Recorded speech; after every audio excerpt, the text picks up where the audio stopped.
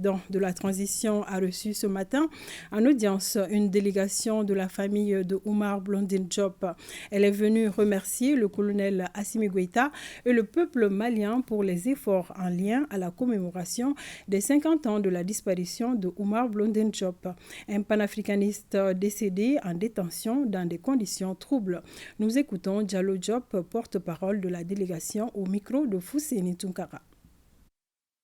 Nous avons d'abord tenu à remercier le président de la transition, le colonel Assimi Goïta, chef de l'État, pour l'accueil et le soutien qui ont été accordés à cette mission que nous poursuivons depuis un demi-siècle, d'obtenir vérité et justice pour la mémoire de notre défunt frère aîné, Omar Blondin Diop. Ce n'est pas la première fois que le Mali nous accorde ce soutien, mais il est particulièrement fort et significatif à ce tournant que représente le cinquantenaire. Nous avons tenu à remercier le chef de l'État et tout son gouvernement.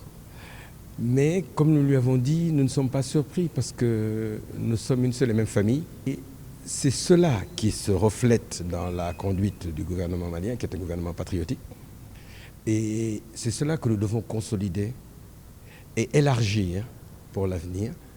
Et nous avons tenu à féliciter le président de la transition et l'ensemble de l'équipe dirigeante malienne pour l'initiative stratégique, d'importance stratégique que représente l'Alliance des États du Sahel. C'est un pas dans la bonne direction, mais c'est un pas qui rappelle un petit peu les conditions dans lesquelles le Sénégal et le Soudan, ex-français, sont arrivés à l'indépendance, sauf que les Français ont réussi à saboter la Fédération du Mali, et que je ne pense pas qu'ils pourront saboter l'Alliance des États du Sahel, puisque sa constitution est une défaite politique majeure pour eux-mêmes, qui vient d'être maintenant sanctionnée sur le plan militaire avec la raclée qu'ils ont prise à Kidal.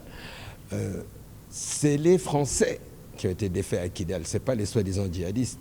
C'est exactement comme la déstabilisation du Sahel avec ce qu'on a appelé le terrorisme est une conséquence directe de l'attentat contre la vie de feu le président Kadhafi, et dont nous payons encore les conséquences. Et il a réaffirmé, évidemment, mais bon, même s'il ne l'avait pas dit, cela va sans dire, la détermination des autorités maliennes à poursuivre cette tâche qui n'est que leur devoir patriotique et démocratique. Tous les espoirs de l'Afrique de l'Ouest sont placés dans les nouveaux régimes qui ont émergé.